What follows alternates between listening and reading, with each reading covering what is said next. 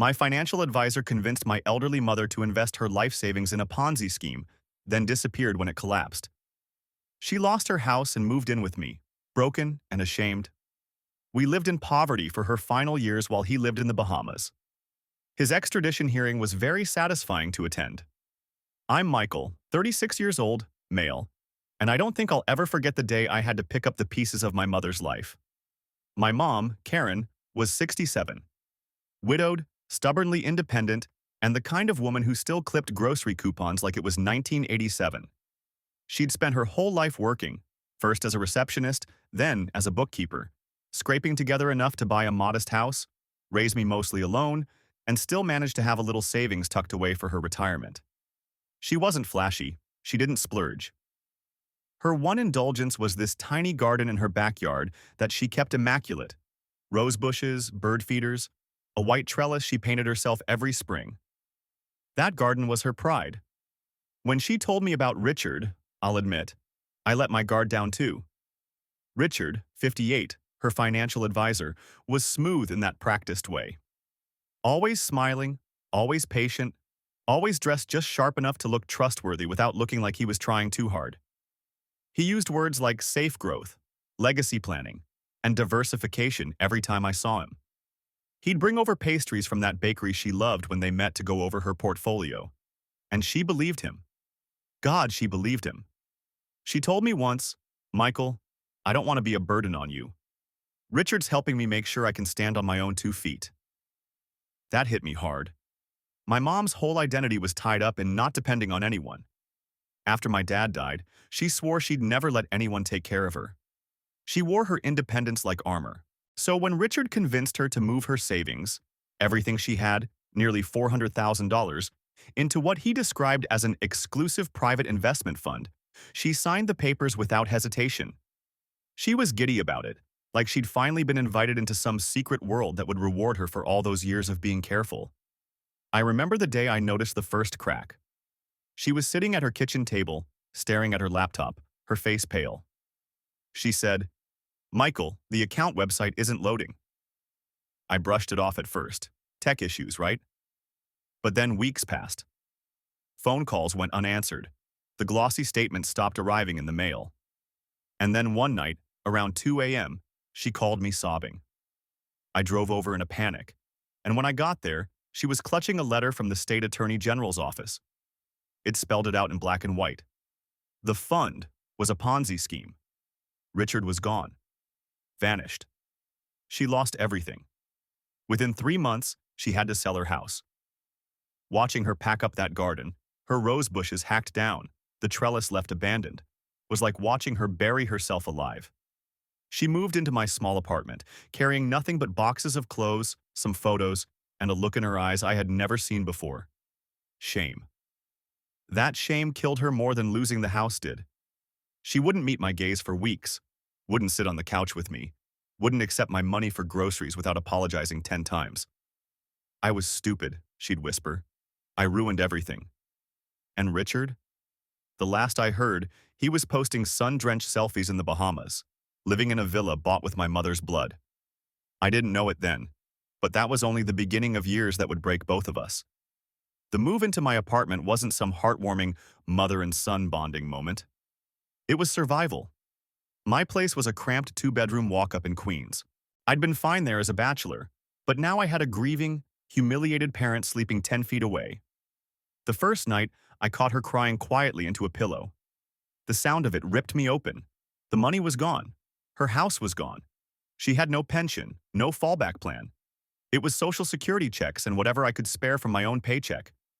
Suddenly, everything became about rationing, splitting rent, skipping dinners out, turning the heat down in winter to shave a few bucks off the bill. And Richard? He was still out there. News started trickling in. Articles about the collapse of the Grant Equity Fund. Words like fraud and Ponzi scheme made headlines. But tucked away in the fine print was the real gut punch. Nearly $12 million stolen from clients, mostly retirees. My mother was one of dozens. When I showed her the first article, she shoved it away. "Don't make me read that, Michael," she said. But she couldn't escape it. Neighbors from her old street started calling. Old friends, too. Some pitied her. Others avoided her entirely, like losing your savings was contagious. The shame drove her into herself. She stopped going out. She refused to visit her old church because she didn't want to answer questions. She wouldn't even walk into the grocery store. She made me do it, afraid she'd run into someone who remembered the old her, the proud homeowner with the neat garden. And I'll never forget the day she found Richard's Instagram. Somehow, through some old client connection, she stumbled onto his page. There he was, standing shirtless by a pool in Nassau, drink in hand, bragging about living free. Hundreds of comments cheering him on. My mother scrolled and scrolled until her hands shook too badly to keep holding the phone. Then she smashed it against the floor. The screen cracked, but she didn't stop. She picked it up and hurled it against the wall until it shattered. I had to pull her back before she cut herself on the glass. She kept repeating, "He stole my life. He stole my life." I tried to channel my own rage into action. I called investigators, wrote letters, filed reports. The FBI had a hotline for victims of investment fraud. We were just another case number in a backlog of thousands. It felt hopeless. Meanwhile, the bills piled up. I picked up overtime shifts, but it wasn't enough. We sold her jewelry, what little there was. I pawned my guitar. She started skipping medication because it was too expensive. One night, I came home and found her sitting at the table with a bottle of pills in front of her. She wasn't crying. She was calm, almost serene. "I don't want to be a weight on you anymore," she said. That was the moment I realized it wasn't just about money anymore. Richard hadn't just stolen her savings. He had stripped her of her will to live. And that's when something in me broke too. I decided if the system wasn't going to get him, I'd find a way myself. Don't forget to subscribe. I started digging. At first, it was just late nights scrolling through Google, trying to connect dots. Richard wasn't just some slick local advisor. He had an entire web. Shell companies, fake offices, glowing testimonials written by bots. He'd been running the scam for years, moving money through offshore accounts. But then I found something useful. Victims forums. Dozens of angry retirees posting about the same thing. Richard taking their life savings, then vanishing. Some had lost millions. A few had already died waiting for justice. I made calls, tracked down 2 victims in New York, and sat with them in diners over bad coffee. They all had the same look in their eyes my mom had. Numb, hollow. Every story poured gasoline on the fire in my chest. Meanwhile, at home, my mom was unraveling faster. She'd been proud her whole life, and now she couldn't even afford her prescriptions without me covering them. Her decline wasn't quiet either. One night, she smashed a photo frame of her and my dad, glass everywhere, then sank to the floor sobbing, whispering that she had betrayed him. Another time, she tried to sneak out at 3 a.m., barefoot in the rain, muttering about going back to her house. I had to physically stop her. The final straw came when eviction notices started appearing for other victims. One woman I'd met in Brooklyn, 72 years old, had her car repossessed.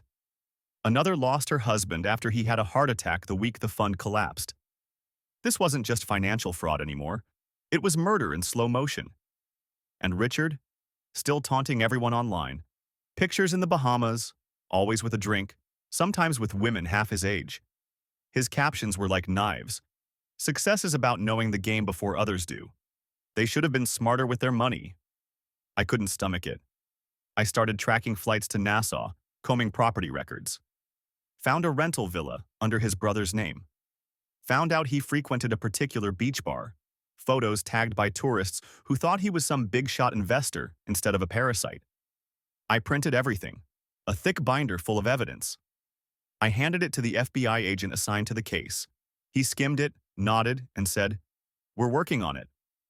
That was it. Months of my life condensed into a polite brush-off. At home, I threw the binder down on the table in front of my mom. They don't care. Nobody cares. She just stared at me, silent, eyes rimmed red. That was the moment I decided. If nobody else was going to drag Richard back, I'd find another way. So I booked a flight. 1 week in Nassau. My cover story? A vacation. The reality? I was going to look him in the eye. And what happened when I found him wasn't just a confrontation. It was the beginning of a chain of events that ended with his extradition hearing. Landing in Nassau felt like stepping into another world. White sand, turquoise water, vacationers laughing with rum drinks in hand, and me, seething under the sun. Every dollar spent here was blood money. My mother's rose garden ripped out of the soil so this man could sip cocktails by the pool. I didn't have to look long. Richard wasn't hiding. He was flaunting.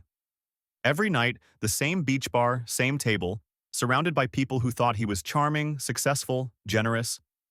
He told stories about market wins while drinking $200 bottles of champagne.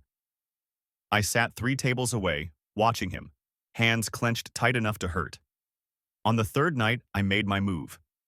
I walked up, looked him dead in the eye and said, "You ruined my mother." The smile froze on his face.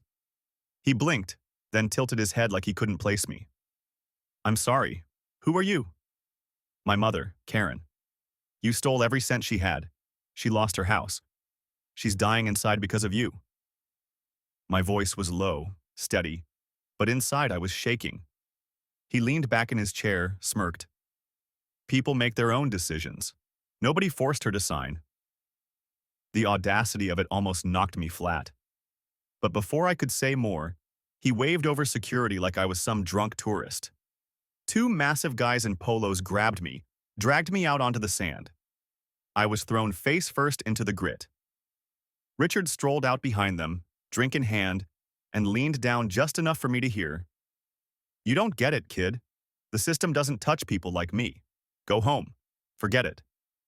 Then he turned his back and walked away. That night, lying on the hotel bed, rage rattling inside me, I realized he was partly right. The system wouldn't save us, not unless someone forced it to act. So I went back the next day, not to the bar, but to the police station.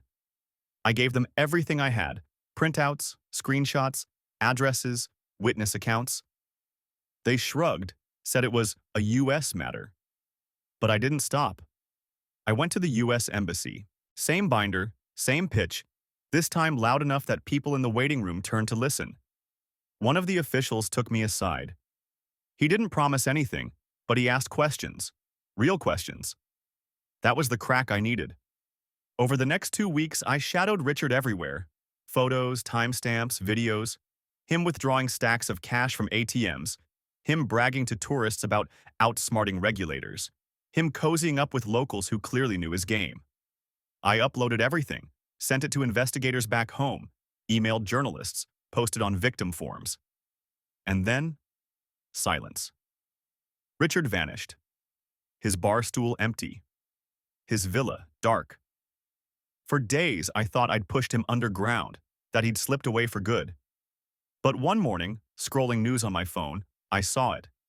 U.S. fugitive arrested in Nassau. Extradition pending? I nearly dropped the phone. It was him. The fight wasn't over, but finally, the walls were closing in. Don't forget to subscribe. Update. I honestly didn't expect this to blow up the way it did. I wrote that first post because I couldn't sleep, because every time I closed my eyes, I saw my mom packing her life into boxes while Richard drank champagne on a beach. Reading all your comments, holy hell. Some of you shared your own family's horror stories with scams. Some of you offered legal advice, and a few of you told me straight up, burn his life to the ground. Tempting? Really tempting. So here's where things stand. Yes, Richard got arrested in the Bahamas. I didn't believe it at first either. I had to refresh the article 3 times before it sunk in. He's sitting in a Nassau jail right now, waiting for his extradition hearing. I can't even explain what it felt like to read that headline after months of thinking nothing would ever happen. Like someone finally cracked a window in a suffocating room. Couple things I need to clear up because people asked. No, I didn't physically go after him. A few of you joked about baseball bats and dark alleys. I wanted to, believe me. But what actually worked was evidence. Me shoving my binder into every official's hands until someone finally looked at it. Persistence beat fists this time. Some of you said my mom probably blames herself. You're right. She still can't look at me without whispering, "I'm sorry." But when I showed her the article about his arrest, she cried, not shame this time, but relief. First time I've seen that in years. To the guy who commented, Bahamas jail isn't exactly Club Med. Thank you for that mental image. I've been replaying it in my head whenever I feel like screaming. I'm not naive. I know rich men slip through cracks all the time. I know extradition can drag for months, years even. But the fact that he's not sipping martinis on that bar stool anymore? That's already a victory. And yeah, I'll admit it. I want to be in that courtroom when they drag him back in chains. I want him to see my face in the crowd and know he didn't just rob numbers on a screen. He destroyed lives. He destroyed my mother. Next step, I've already booked time off work for the hearing. I'll be there, front row if I can. And I'll tell you exactly how it feels when I finally watch him squirm. The months between his arrest and the extradition hearing were some of the strangest of my life. On one hand, there was relief. Richard wasn't free anymore. No more smug photos with cocktails. On the other, it was chaos. His lawyers fought tooth and nail. They painted him as a misunderstood financial visionary, claimed the victims willingly assumed risk. In one hearing, he actually stood up and shouted, "They were greedy, not me." I wasn't there for that one, but a victim from Florida sent me the transcript. Reading it made my skin crawl. But the real hell came to my doorstep. Richard might have been locked up, but his orbit was full of leeches, angry ex-clients, reporters, even his family. One night, I came home to find my front door covered in flyers. Justice for Richard, falsely accused. His niece, apparently, had started some deranged online campaign claiming he was innocent. Another time, I caught a guy rooting through my trash. Said he was looking for proof I was making things up. Mom couldn't handle it. Every time the phone rang, she flinched. One afternoon, she got cornered outside the pharmacy by some woman screaming that Richard was her meal ticket, and now she'd never see her money. My mother came home shaking so badly she dropped the grocery bags, eggs cracking on the linoleum. I wanted to tear that woman apart. So I doubled down. I filed statements, worked with journalists, stayed in touch with investigators. I made sure Richard's face stayed in the news, not as some sunburned retiree in paradise, but as the thief who left old women homeless. I gave one interview where I said straight into the camera, "He killed my mother's spirit long before he ever faces a cell."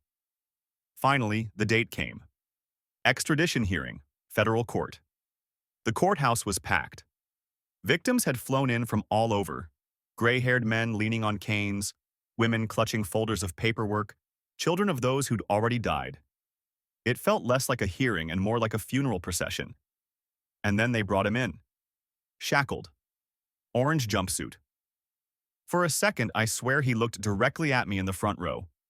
That same smirk tried to creep back onto his face, but it cracked. His jaw twitched, his eyes darted away. He knew. He wasn't untouchable anymore. The prosecutor laid out the numbers. 12 million stolen, dozens of lives ruined, multiple deaths linked to the stress of financial collapse. They read victim statements. One man describing how his wife died believing they'd have to move into a shelter. Another woman who lost custody of her grandchildren because she couldn't afford a home. Each word was a nail in his coffin. Richard's lawyer kept objecting, sputtering, but it was useless. The judge didn't hide his disgust. When he finally ordered Richard extradited back to the States, the entire room exhaled at once. I didn't cheer. I didn't clap. I just stared at him as marshals led him out. And for the first time, Richard didn't look like a shark. He looked small. That was my revenge. Not violence. Not screaming. Watching the man who stole everything from my mother finally taste fear. The hearing was satisfying, but it didn't magically fix anything. Richard was on his way back to the States, but my mother and I were still living like shadows of ourselves. We moved again, downsizing to a basement apartment with peeling paint and pipes that rattled whenever the upstairs neighbors showered. Mom hated it. She'd sit in the one small patch of sunlight near the window, staring at the bricks outside, as if trying to convince herself it was a garden. Her health got worse. The stress had aged her 10 years in 2. She skipped meals so I could eat, claiming she wasn't hungry. I'd find unopened pill bottles hidden in drawers because she didn't want me to know she couldn't afford the refills. One night I came home and found her collapsed in the bathroom, weak from not eating. I had to carry her to bed, her weight frighteningly light in my arms.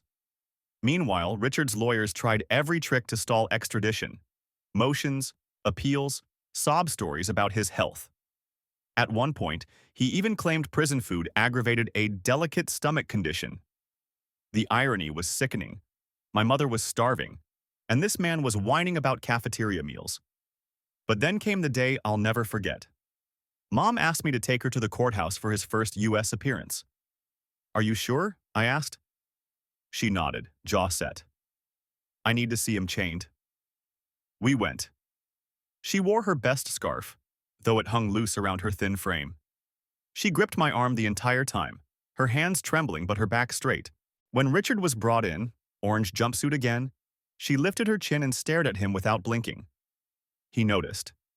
His smug expression faltered just for a moment. That moment gave her peace.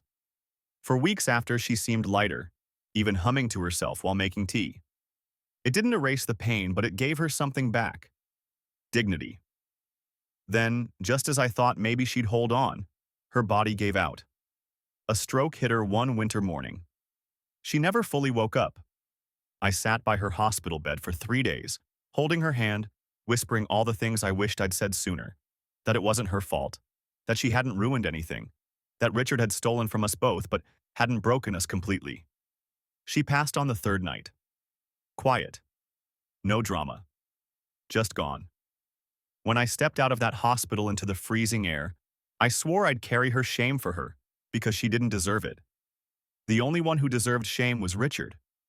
And I knew, with absolute certainty, that I'd never miss a single one of his hearings again. Update 2. I didn't plan to write another update, but a lot's happened, and some of you have been following this from the start. First, the hardest part, my mom passed away. Stroke. 3 days in the hospital and then quiet. I was there the whole time and I got to say what I needed to, but it doesn't make it easier. She died still believing she'd failed me, and that's the part I can't forgive Richard for. Not the money, not even the house. He stole her pride, her sense of self. And there's no prison sentence that can give that back. When I shared that in a comment thread, one of you wrote, "She didn't fail. You both carried weight that wasn't yours to carry." I've read that line about 50 times now. Whoever you are, thank you. Now, Richard. He's back in the US and the hearings are ongoing. I've been to everyone, front row, every time. He sees me, and I make damn sure he remembers my face. His lawyers tried to argue health issues, tried to delay sentencing. At one point, he even cried in court, saying he was misunderstood. A few people DM'd me asking if I felt pity. The answer is no. Zero. Watching him sob into a tissue while old women he bankrupted sit 3 rows back, there's no pity left in me. Some of you told me to shout at him in court, make a scene. I didn't. You know what I did? I sat there in silence, staring. And when he looked my way, I didn't blink. That silence was heavier than any words I could have thrown at him. And to the commenter who joked, "Hope the Bahamas tan fades in prison lighting," I laughed harder than I have in months. That image is carrying me through these hearings. Last thing, I brought one of my mom's scarves with me to court. The blue one she wore the last time she saw him in chains. I fold it in my lap during every session. It feels like she's there with me, watching justice crawl its slow way forward. I don't know how long this will drag out. But I'll be there, every single time, until the judge slams the gavel and Richard is nothing but an inmate number. And when that day comes, I'll tell all of you exactly how it feels. The sentencing day came faster than I expected. After months of delays and appeals, the judge finally set a date. I barely slept the night before. The courtroom was packed again. Survivors, families of victims, reporters lining the back wall. I recognized faces, people I'd shared coffee with in diners while swapping horror stories, people who'd buried loved ones who didn't survive the shame and poverty Richard left behind. We were all there for the same reason. Richard shuffled in, shackled, thinner than before. The Bahamas tan was gone. He looked pale, sunken, like a man who had finally run out of mirrors to admire himself in. The judge gave each victim the chance to speak. One by one, people stood. A widow in her 70s told him she'd lost her husband because he couldn't live with the humiliation. A man described selling his farm that had been in his family for generations. Another woman clutched her adult daughter's hand and said they'd lived in their car for 6 months because of him. When it was my turn, I stood. My voice shook at first, but then it steadied. My mother's name was Karen. She worked her whole life, never asked for help, never complained. You told her she was safe with you. She trusted you. You stole every dollar she had, every shred of dignity, and she died believing she had failed. But it wasn't her. It was you. She should be alive today, in her house, tending her garden. Instead, she's in the ground. And you are the reason. The room was silent except for the scribbling of reporters' pens. Richard wouldn't look at me. He stared down at the table, jaw clenched. Then the prosecutor delivered the numbers. 12 million in fraud, hundreds of victims, irreparable harm. They asked for the maximum. The defense tried a last-ditch plea for leniency, citing his age, his contributions to financial literacy. The judge actually scoffed. Finally, the gavel came down. 30 years in federal prison. No parole. Full restitution order. The courtroom erupted. Applause, tears, people hugging each other. I didn't move. I just sat there, clutching my mother's blue scarf, staring at the man who had destroyed her life as marshals led him away.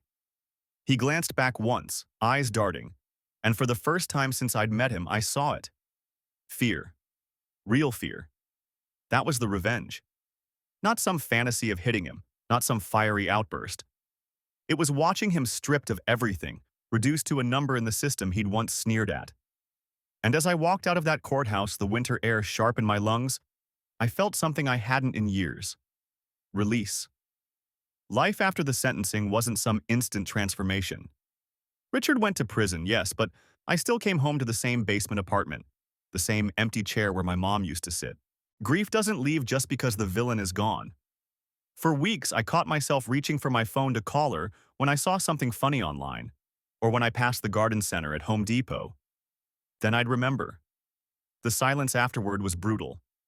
But I carried her with me. That blue scarf never left my bag. Every time I unfolded it, I remembered her standing tall in that courtroom, staring Richard down. She died with shame on her shoulders, but I made sure he carried it in the end.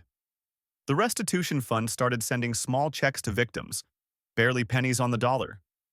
But when I held the first one in my hand, I didn't cash it. I framed it. Proof that the system finally put his name on the wrong side of the ledger.